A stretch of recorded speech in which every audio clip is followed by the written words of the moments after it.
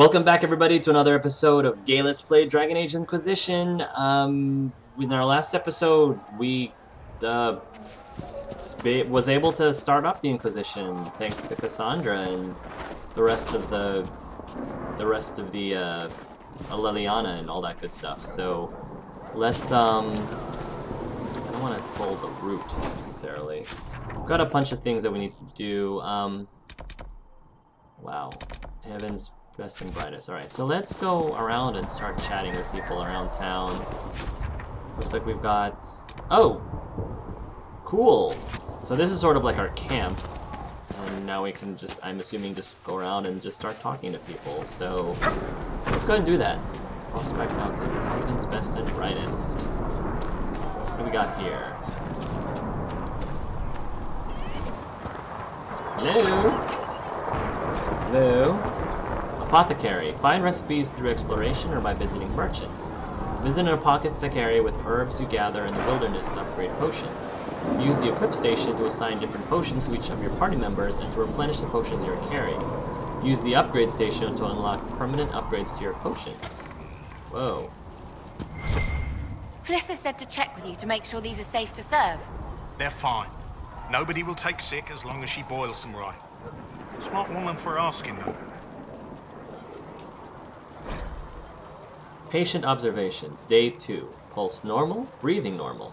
Still unresponsive. Careful drop feed of prep.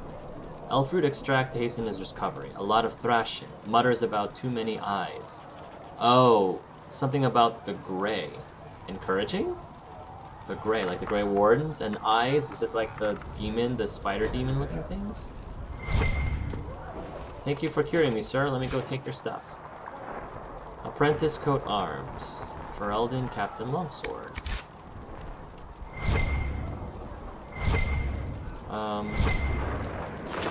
Okay. Adan. Look who's back from the dead. Again. I shouldn't be surprised. Thanks. You Oxmen are tough as old leather. I don't recall meeting you before. I'd be surprised if you did. You weren't particularly coherent. Yeah, he was. Someone had to patch you up after me you staggered out of making those wear, though. So, you're welcome. Hey, well, thanks. I didn't realize. Thank you. Yeah. Well, you can pay me back by fixing the world. Name's Adan. Alright. I'm in charge of keeping our little band here stocked with potions and elixirs. Not that Seeker Pentagast seems to care whether we've got the supplies to actually do that.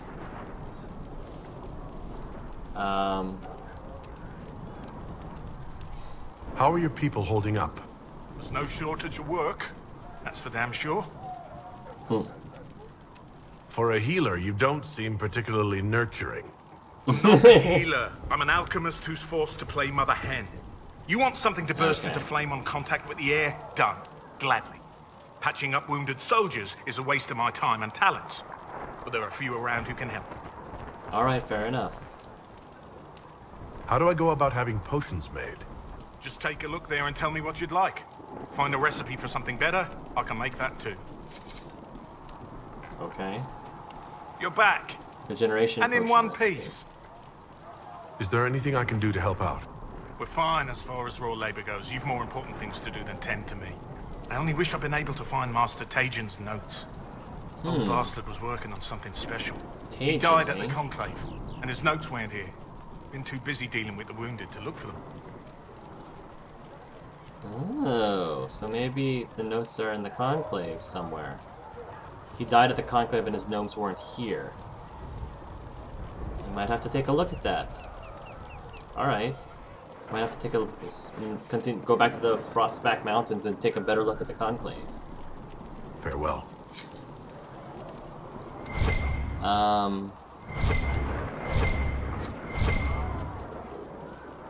Equip potions. Upgrade potions. Let's try upgrading. Potion upgrading. You can upgrade potions you've already unlocked. To upgrade a potion, select a category, select a potion, then select the upgrade. Potion upgrades require a significant amount of herbs to unlock. In return, they give permanent and significant bonuses to your potions. Potions. Use potions to restore or health or enhance magic. Instantly restores health. Ooh. Regeneration potion restores 26 health every 2 seconds for 60 seconds. Cool. Tonics. Use tonics to enhance resistance or augment combat. Grenades. Thrown vials that shatter and affect an area. Yeah, I don't know any tonic recipes. I only know potions. Regeneration potion restores increased duration. Materials required 18 elf fruit have 13. 1 royal elf fruit have 0. Okay, increased duration, increased healing. Okay, life ward, proximity heal. This is pretty cool. Okay, so I need to use that to craft. Okay, equip potions. A potion assignment and replenishment. You can equip or replenish potions for each party member. Drag potions from the list on the left to the slots on the bottom right to assign them to the current party member. You must replenish potions before you can use them. Healing potions are replenished for free automatically. Regeneration potion. This is locked. Oh, there we go. Restores 26 health over 2 seconds. Alright. Perhaps another time. Quest completed. Mixing potions. Alright. Let me know if you need anything. So, I need to get more potions somehow. You're back. And in one piece. Yes. How do I order potions? How do I go about having potions made? Just take a look there and tell me what you'd like. Find a recipe for something better, I can make that too. Okay. Alright, that's 1 down and 2 more to go. Oh, hey, Solas. Hold on, Solas. I've got some looting to do. I don't know what that guy's up to, but I'm not mad. Spindleweed. Ooh. More crafting stuff. And another elf fruit. I need more elf fruit to upgrade my potions, so...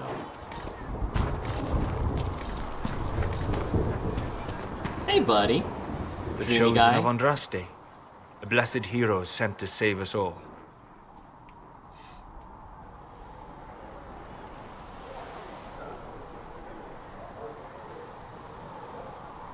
I've no interest in being a hero. All I want is to find a way to seal this breach. Pragmatic, but ultimately irrelevant. I've journeyed deep into the Fade in ancient ruins and battlefields to see the dreams of lost civilizations. I've watched as hosts of spirits clash to reenact the bloody past in ancient wars both famous and forgotten. Every great war has its heroes. I'm just curious what kind you'll be. What do you mean ruins and battlefields? Any building strong enough to withstand the rigors of time has a history. Every battlefield is steeped in death. Both attract spirits. They press against the veil, weakening the barrier between our worlds. When I dream in such places, I go deep into the Fade. I can find memories no other living being has ever seen.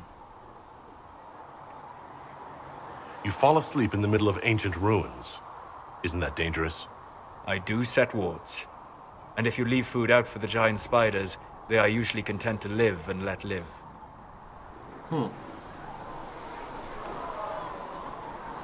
I've never heard of anyone going so far into the Fade. That's extraordinary. Thank you. It's not a common field of study for obvious reasons. Not so flashy as throwing fire or lightning. The thrill of finding remnants of a 1,000-year-old dream? I would not trade it for anything. I will stay there. At least until the breach has been closed. Was that in Great, doubt? Solas. I am an apostate mage surrounded by Chantry forces, and unlike you, I do not have a divine mark protecting me. Cassandra has been accommodating, but you understand my caution. Cassandra trusts you. She won't let anyone put you into a circle against your will. Thank you. I appreciate the thought. No problem. But now let us hope either the mages or the Templars have the power to seal the breach. Yeah, come back, Solas. I want to talk to you Closing more. the breach is our primary goal. But I hope we might also discover what was used to create it. Any artifact of such power is dangerous. The destruction of the Conclave proves that much.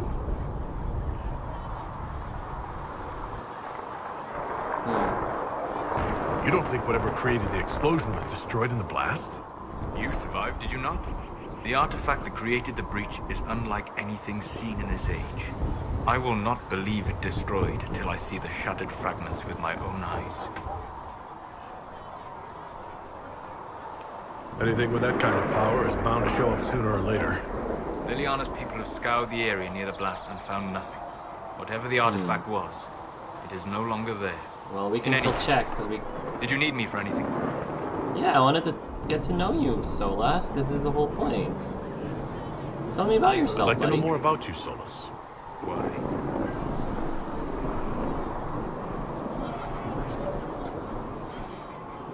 I do respect him. I mean, he was the one who kind of taught me the ropes about sealing the faith. If it wasn't for him, I wouldn't have even known that I could do it in the first place, and I probably would have been executed, gone through a trial and executed by now, instead of saving the world and saving all these people. You're an apostate, yet you risked your freedom to help the Inquisition. Not the wisest course of action when framed that way. I appreciate the work you're doing, Solas. I just wanted to know more about you. I'm sorry. With so much fear in the air. What would you know of me? You said you'd traveled to many different places.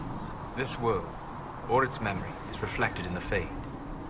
Dream in ancient ruins, you may see a city lost to history. Some of my fondest memories were found in crumbling cities, long picked dry by treasure seekers, the best of the battlefields. Spirits press so tightly on the veil that you can slip across with but a thought. Any place in particular? I dreamt at Ostagar. I witnessed the brutality of the Darkspawn and the valor of the Ferelden warriors. I saw Alistair and the hero Ferelden light the signaled fire, and Logain's infamous betrayal of Kaelin's forces. I don't know how familiar Art is with all of that. I've heard the stories. It would be interesting to hear what it was really like. That's just it. In the Fade, I see reflections created by spirits who react to the emotions of the warriors. One moment, I see heroic wardens lighting the fire, and a power-mad villain sneering as he lets King Kaelin fall. The next, I see an army overwhelmed and a veteran commander refusing to let more soldiers die in a lost cause. And you can't tell which is real. It is the Fade. They are all real. Yeah, it's interesting because he's not like... Everything is open to interpretation with what he sees in the Fade because, you know, if you ask... I said this a lot about how in Solas is, in my analysis of Solas, but if you ask, you know, 3 different people about a crime, you may very easily get 3 different versions of what they saw. So he only knows what is accounted by the individual spirits, and sometimes their account of it may not be exactly the same, which I think is pretty interesting. And that's what causes the, you know, his visions to not necessarily be completely accurate. But that doesn't mean that there isn't like some points of truth to it. What made you start studying the Fade? I grew up in a village to the north. There was little to interest a young man, especially one gifted with magic. But as I slept, spirits of the Fade showed me glimpses of wonders I had never imagined. I treasured my dreams. Enough. Being awake, out of the Fade, became troublesome. Did spirits try to tempt you? No more than a brightly colored fruit is deliberately tempting you to eat it. I learned how to defend myself from more aggressive spirits, and how to interact safely with the rest. I learned how to control my dreams with full consciousness. There was so much I wanted to explore. I gather you didn't spend your entire life dreaming. No. Eventually, I was unable to find new areas in the Fade. Why? Wow. 2 reasons. First, the Fade reflects the world around it. Unless I traveled, I would never find anything new. Second, Fair enough. the Fade reflects and is limited by our imaginations. To find interesting areas, one must be interesting. Interesting. That is interesting. It's really it really is interesting. I've said that word so many times. It really is cool talking to Solas, and because I feel like I'm learning so much more about the Fade than I ever knew. Is this why you joined the Inquisition? I joined the Inquisition because we were all in terrible danger. If our enemies destroy the world, I would have nowhere to lay my head while dreaming of the Fade. I wish you luck. Thank you. In truth, I've enjoyed experiencing more of life to find more of the Fade. How so? You train your will to control magic and withstand possession. Your indomitable focus is an enjoyable side benefit. You have chosen a path whose steps you do not dislike because it leads to a destination you enjoy. As have I. Have you always traveled and studied alone? Not at all. I have built many lasting friendships. Spirits of wisdom, possessed of ancient knowledge, happy to share what they had seen. Spirits of purpose helped me search. Even wisps, curious and playful, would point out treasures I might have missed. I don't know of any spirits by those names. They rarely seek this world. When they do, their natures do not often survive exposure to the people they encounter. Wisdom and purpose are too easily twisted to pride and desire. You're saying that you became friends with pride and desire demons? They were not demons for me. Meaning? The Fade reflects the minds of the living. If you expect a spirit of wisdom to be a pride demon, it will adapt. And if your mind is free of corrupting influences, if you understand the nature of the spirit, they can be fast friends. That's interesting. I'm impressed that you could become friends with spirits. Anyone who can dream has the potential. Few ever try. My friends comforted me in grief and shared my joy.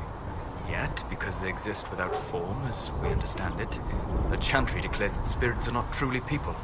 Is Cassandra defined by her cheekbones and not her faith? Varric by his chest hair and not his wit? I kinda like Varric's chest hair, though.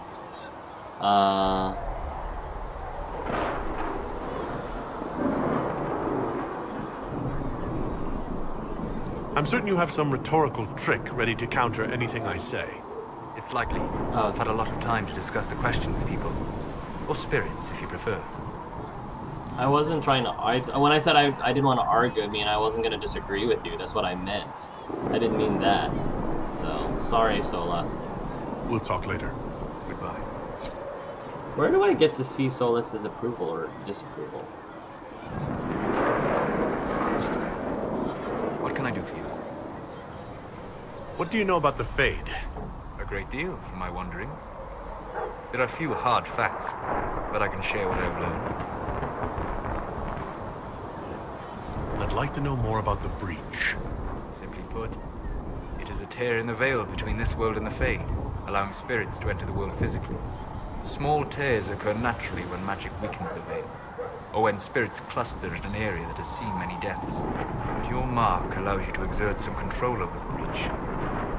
That means it was created deliberately.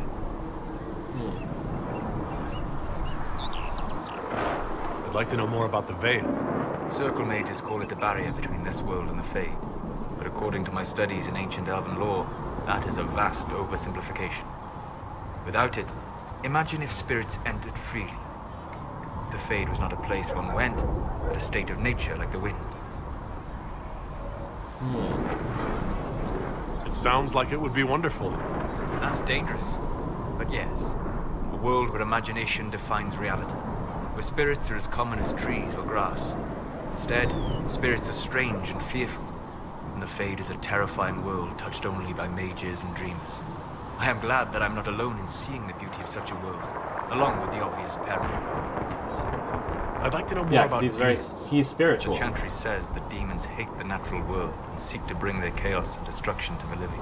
But such simplistic labels misconstrue their motivations, and in so doing, do all a great disservice. Spirits wish to join the living, and a demon is that wish gone wrong.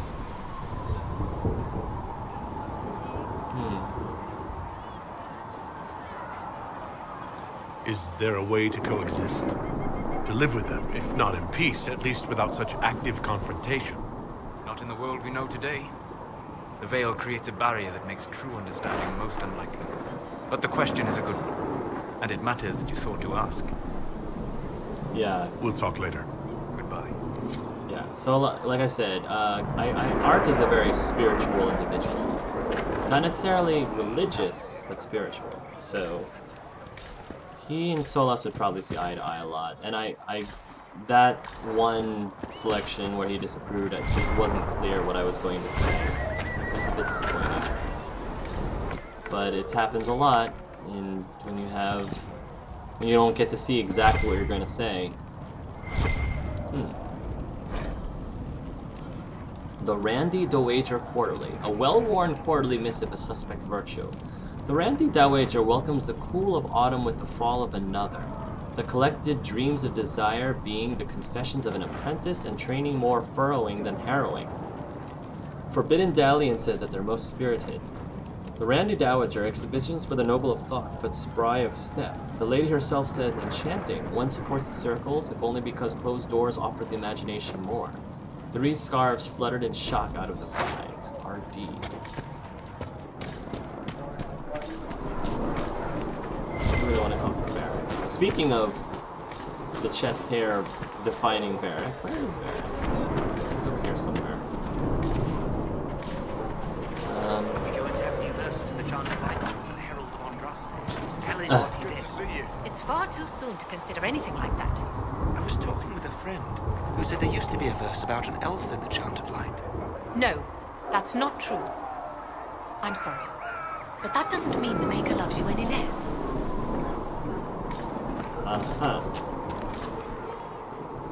She seems so adamant about that.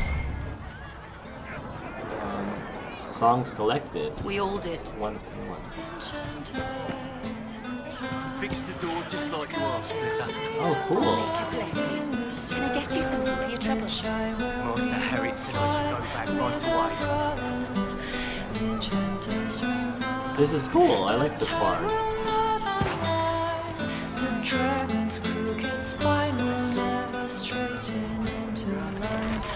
Can I get you anything?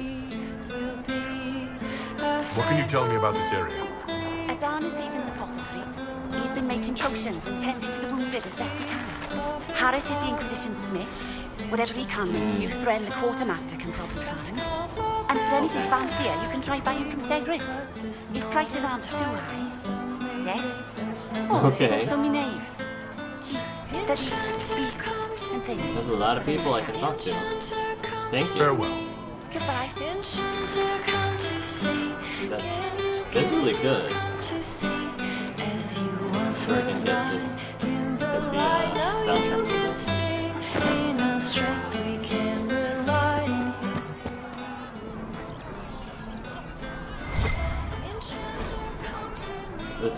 A tale of the Frostbacks. Even mountains had a heart once. When the world was young, Korth the Mountain Father kept his throne at the peak of Belenas, the mountain at the center of the world, from which he could see all the corners of earth and sky, and he saw strong men become weak, brave men grow cowardly, and wise men turn foolish for love. Korth devised a plan that he might never be betrayed by his own heart, by taking it out and hiding it where no soul would ever dare search for it. He sealed it inside a golden cask, buried it in the earth, and raised around it the fiercest mountains the world had ever seen, the Frostbacks, to guard it. But without his heart, the Mountain Father grew cool. His chest was filled with bitter mountain winds that shrieked and howled like lost souls. Food lost its flavor, music had no sweetness, and he lost all joy in deeds of valor. He sent avalanches and earthquakes to torment the tribes of men. Gods and men rose against him, calling him a tyrant, but with no heart. Korth could not be slain. Soon there were no heroes left, either among men or gods, who would dare challenge Korth. The Lady of the Skies sent the best of her children, the swiftest, the cleverest, and the strongest flyers, to scour the mountains for the missing heart. And for a year and a day they searched, but sparrow and raven, vulture and eagle, swift and albatross returned to her with nothing. Then the Tarmigan spoke up and offered to find the god chief's heart. The other birds laughed, for the Tarmigan is a tiny bird, too humble to soar, which spends half its time hopping along the ground. The lady would not give the little creature her blessing, for the mountains were too fierce even for eagles, but the Tarmigan sent out anyway. The little bird traveled deep into the Frostbacks. When she could not fly, she crawled. She hugged the ground and weathered the worst mountain winds, and so made her lonely way to the valley where the heart beat.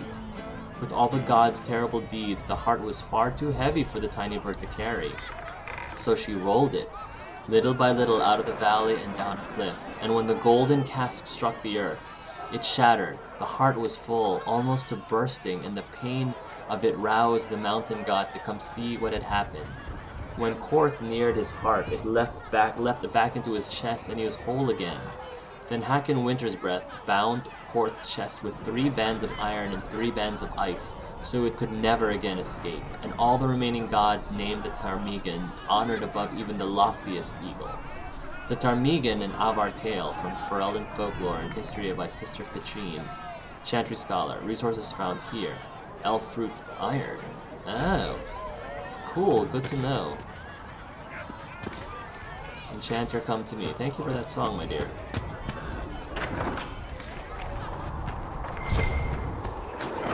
Ooh. Warlords. Blue Vitrol.